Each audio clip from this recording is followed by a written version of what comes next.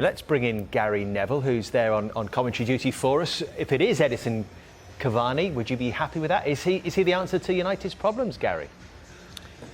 They need a striker, they need a forward. I think my emotion yesterday when I heard about it was the feeling that I probably had when Falcao signed and Ibrahimovic signed, Gallo signed. It's very last minute. It's come up out of nowhere.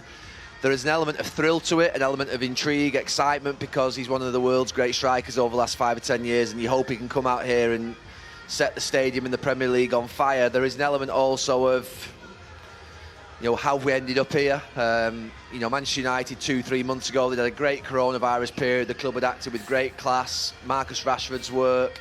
Finished third in the league, and you just thought, right, that's as close as they can get to City with this team that they've currently got. And they can go and get 3 or 4 signings and potentially close the gap this season. And we're here on the eve of the transfer deadline day, and nothing's been done apart from Van der Beek, who at this moment in time can't break into a packed midfield. So Cavani tomorrow will be welcome. He's different than the other strikers. I hope he comes fit, firing. He's always worked hard. He's always had a great attitude and work ethic, so I don't think there's a doubt around that. He's not the type, I don't think, to come for a swan song or a payoff. I think he's got more about him. We had great tussles against him with England, and obviously I've seen him for Paris Saint-Germain, as many of the viewers will have done as well. So I don't think he'll come with anything other than to try and prove himself.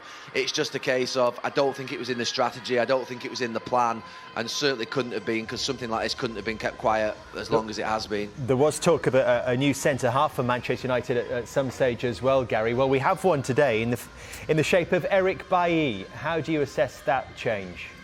Well, I'm with Martin up here, and we were discussing this game after the Leeds Manchester City game last night, and saying, will Ollie change anything? And I did think that, I did think Lindelof could be messed around by Harry Kane, but also I think with regards to Son or Lucas Moura, who they may have thought was playing, both of them are really quick. I think Bailly will probably match Harry Kane physically better, and he'll certainly match the pace of Moura, who's not playing now, and I'm sure Ollie will have expected either Moura or Son to play up front, which Son's playing, and they're both rapid. So I think Bailly's a far better solution to accompany Harry Maguire with the players that Tottenham have got.